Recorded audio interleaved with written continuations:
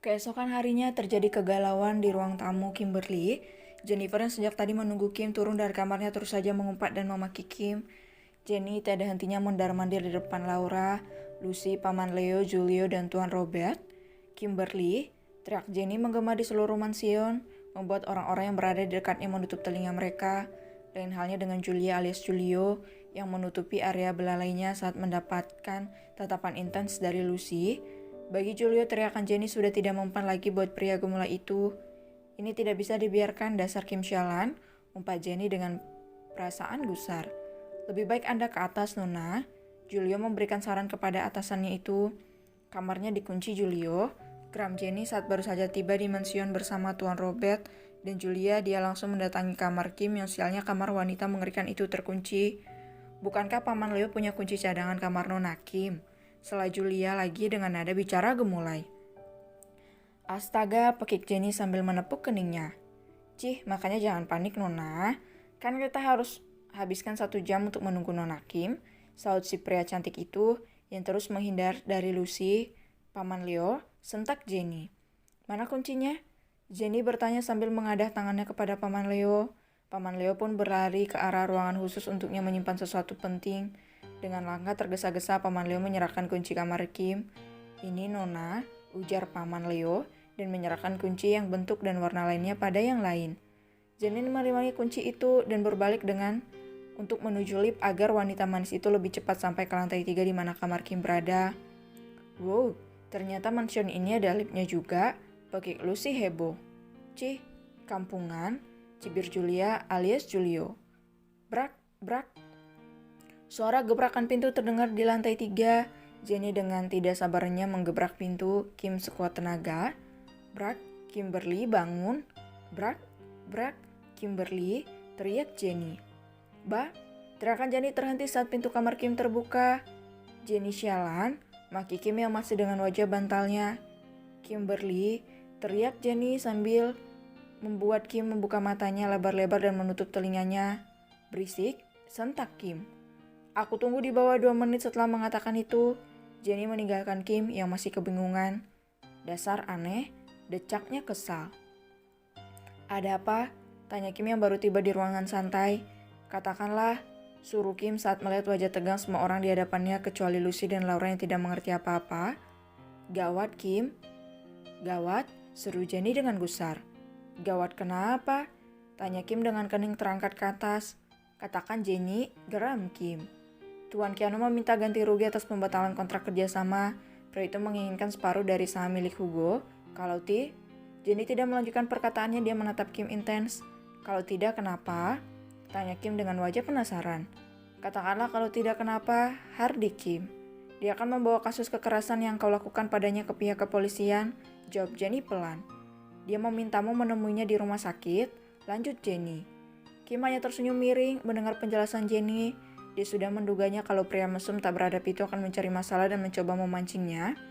Berikanlah apa yang ia minta, perintah Kim dengan wajah tenang. Kini wanita dingin dan arogan itu duduk dengan menyilangkan kaki panjangnya.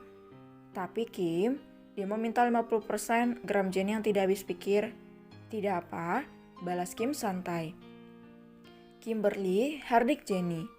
Ini tentang perusahaan Hugo, Kim. Pria itu meminta 50% saham perusahaan Hugo. Dan bukan itu saja, dia juga mencoreng nama baik hotel kita, ujar wanita itu frustasi. Tidak masalah, berikan saja apa yang ia mau. Kimberly, why? Apa kau ingin aku menyerahkan diriku padanya dan naik ke atas ranjangnya menjadi jalangnya?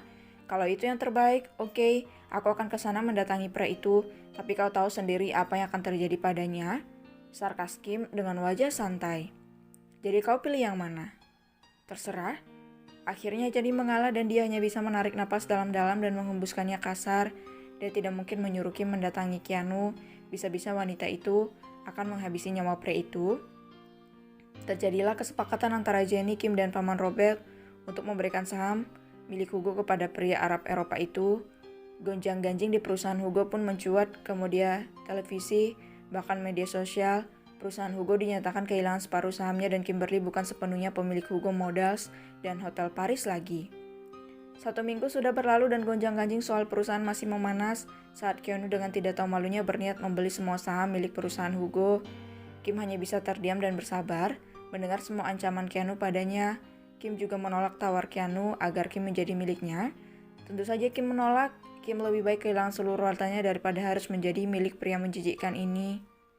Kim, panggil Jenny saat Kim sudah berada di dalam mobil untuk pulang. Jawab Kim dengan gumaman. Bersiaplah, kita akan ke Amerika besok pagi, ujar Jenny sambil mengemudikan mobil sport mewah milik Kim. Untuk apa? Tanya Kim. Tanya wanita arogan itu. Kita akan bertemu salah satu pengusaha kaya di sana. Dia menawarkan kerjasama dengan perusahaan kita, Kim. Jadi kumohon serius kali ini, soalnya pengusaha ini adalah bilionari dunia, pungkas Jenny. Apa dia laki-laki? Tanya Kim. Bukan, tapi seorang wanita parubaya, balas Jenny. Jam berapa? Jam 6 pagi. Baiklah, tapi kali ini kau harus serius, Kim. Cak. Di belahan bumi lainnya, Nyonya, sapa seorang wanita matang yang memberikan sapaan dan juga membungkuk badannya. Katakan, perintah wanita yang tidak muda itu lagi. Sang asisten itu pun menyerahkan iPad-nya kepada sang Nyonya. Apa-apaan ini? Pekik wanita parubaya itu. Dasar anak itu, geramnya kepada sang anak. Bisa-bisanya dia menghabiskan uangku demi wanita murahan itu. Marah sang Nyonya sambil memijit pelipisnya. Hubungi anak kurang ajar itu, perintahnya. Oh Tuhan, anak kesayanganku yang bodoh. Wanita parubaya yang masih terlihat cantik dan awet muda itu merasa geram pada sang putra semata wayangnya yang seanak hatinya membelikan sang kekasih sebuah mobil sport keluaran terbaru dengan harga selangit. Sang Nyonya hanya bisa menghela napas atas apa yang putranya lakukan. Putranya yang masih berusia 26 tahun itu begitu menyayangi kekasihnya yang hanya menginginkan uang sang anak. Nyonya Gabriela, Kato keturunan Amerika Jepang itu mempunyai seorang putra yang begitu tampan dan juga sangat manja padanya. Nyonya Gabriela sangat memanjakan anak semata wayangnya itu. Kini usia sang putra sudah memasuki 26 tahun dan memimpin perusahaan mereka. Putra manja dan sedikit arogan itu sangat tidak suka disentuh oleh wanita lain selain sang mommy dan juga kekasih pertamanya. Sepertinya rencanaku harus secepatnya dilakukan. Aku tidak ingin putra manisku berubah liar dan tidak polos lagi.